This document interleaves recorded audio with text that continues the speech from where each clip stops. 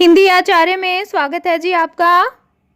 बच्चों, हिंदी वर्णमाला में जो क से लेकर ह तक के जो वर्ण है इन्हें कहा जाता है व्यंजन वर्ण।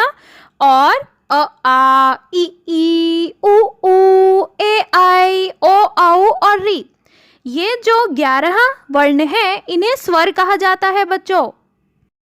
तो बच्चों, जो स्वर अक्षर होते हैं उन्हें अक्षर की तरह भी इस्तेमाल किया जाता है और उनका मात्राओं की तरह भी इस्तेमाल होता है बच्चों। दोनों तरह से उनका इस्तेमाल होता है। व्यंजनों की मात्राएं नहीं होती बच्चों, स्वरों की मात्राएं ही होती हैं। स्वरों को या तो हम वर्ण की तरह या अक्षर की तरह भी लिख सकते हैं, जिसे कहा जाता है उनका मूल रूप, और स्वरों को हम उनकी मात्राओं के तौर पर भी प्रयोग करते हैं। तो आइए एक एक करके सभी मात्राओं को समझते हैं। अब बच्चों, इस वीडियो में हम औ की बात करेंगे। औ भी एक ऐ की तरह ऐसा स्वर ही है बच्चों जिसका हम ज़्यादातर गलत उच्चारण करते हैं।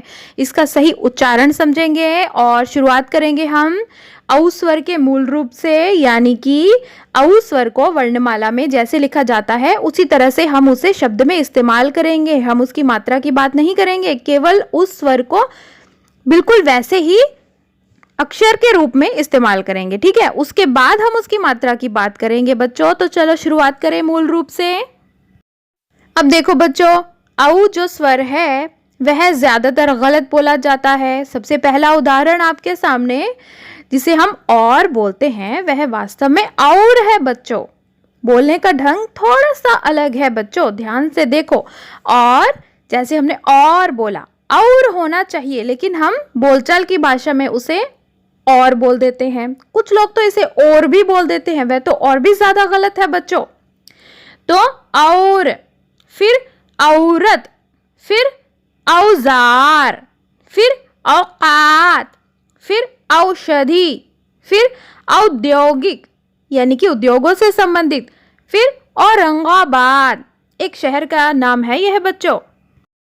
अब बात करेंगे औ स्वर की मात्रा की, और यह भी हम गलत ही बोलते हैं। लिखते समय तो चलो हम गलती इतनी नहीं करते, लेकिन बोलते समय बहुत गलतियां करते हैं। हम बोलते हैं 100, लेकिन होता है 100।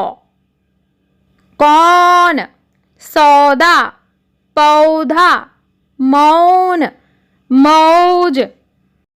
और उदाहरण लेंगे बच्चों, रौनक, कौतूहल, कौरव, गौरव, सौरभ, नौकर, मौखिक, मौसम, फौरन, दौलत और नौकरशाह।